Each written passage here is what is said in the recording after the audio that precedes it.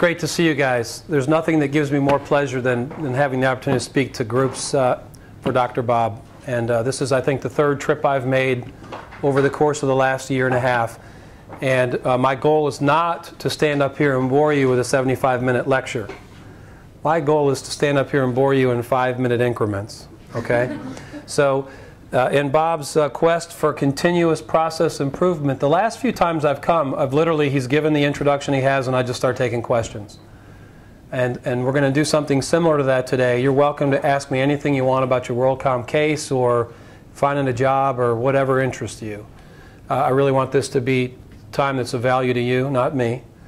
But in the spirit of continuous process improvement, and we've come up with 10 lessons I learned at WorldCom and other places I've been. So maybe someday I'll write a book, and maybe that will be the title.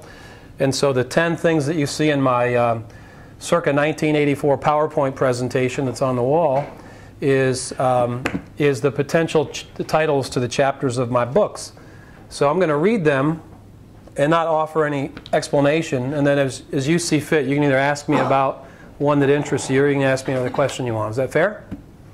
Okay, so number one over here, it's not what you know, it's who you know. Or an alternate title might be How I Kept Adam Callis from Sleeping on the Couch.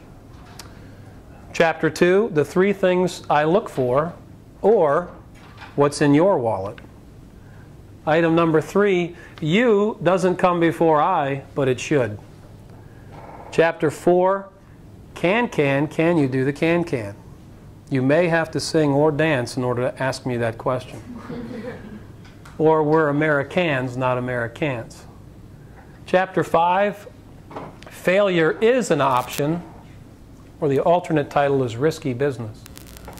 Chapter 6, Sincerely, Mike, or Without Wax. We didn't get feedback from the first class afterwards on what the best titles would be, so maybe you can do that for me for free consulting. Chapter 7, Pressure Keeps the Tires Round, or An Unused Mini Bike. Chapter 8 is Brother, Can You Spare a Dime, or A Glass Half Full. Chapter 9 is The Most Powerful Force in the Business Universe, or Old Man Hip Hopper.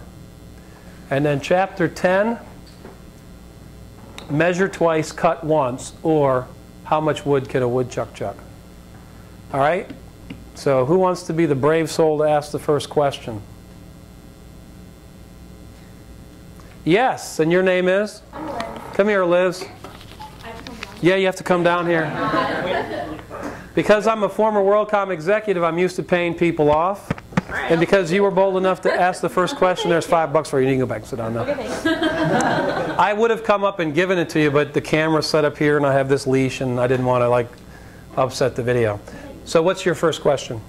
Is there a specific order? You can ask anything you want, any of these, anything else. Is it the way they're placed around here? Is it the specific order? I like you because you're very logically oriented, and you're dying to know what's the scheme. Yeah. Yeah. All right. So there is a scheme, but I'm not going to tell you. No, it's the numbers actually, and it's only the numbers for one of them. There's one that's the most important, and the rest of them are just sort of my random thoughts.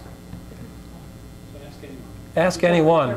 But there's one that's most important. Which one is most important? There's one.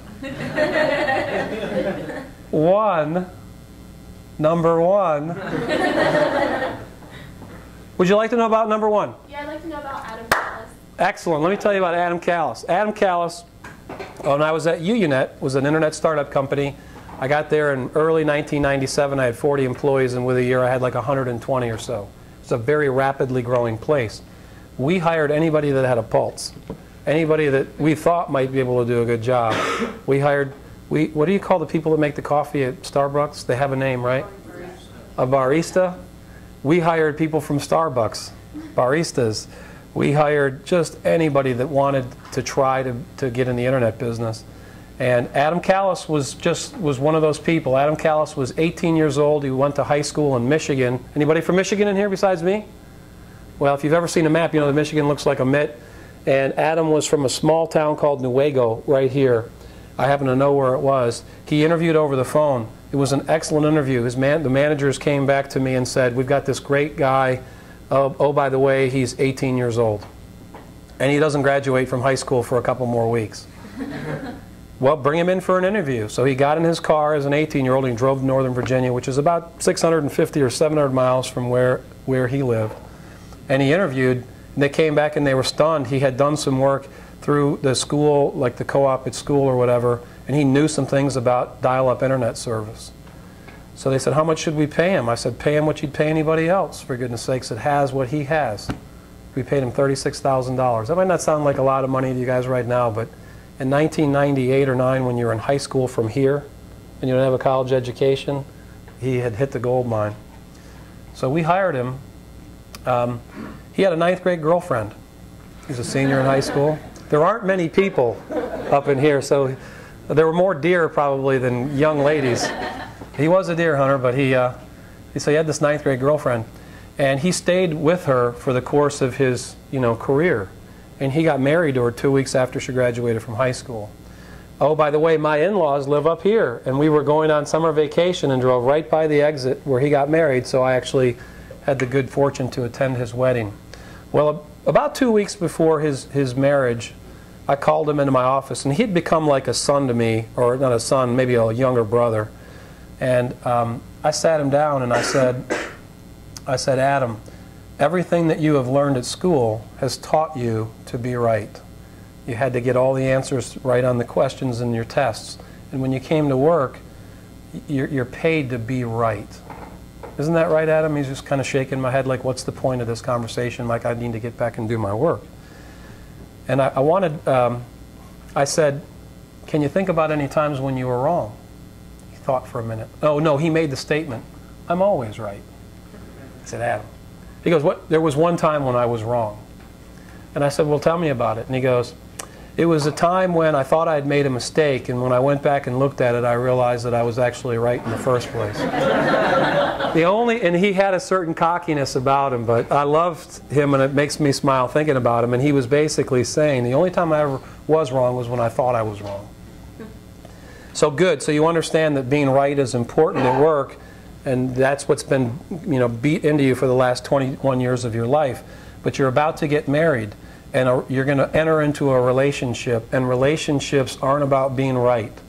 Adam, you can be right and sleep on the couch.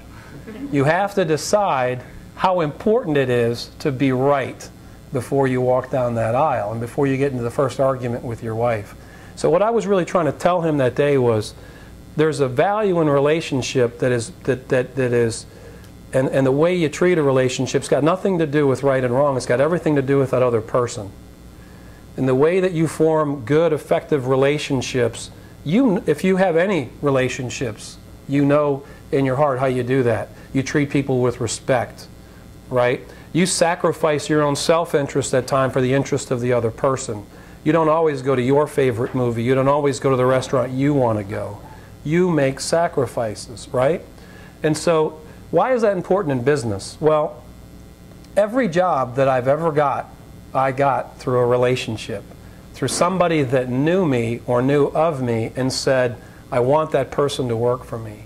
Not because they were my uncle's cousin, or because my dad was rich, or any other reason other than that I had performed in a way that pleased people and that upheld relationships.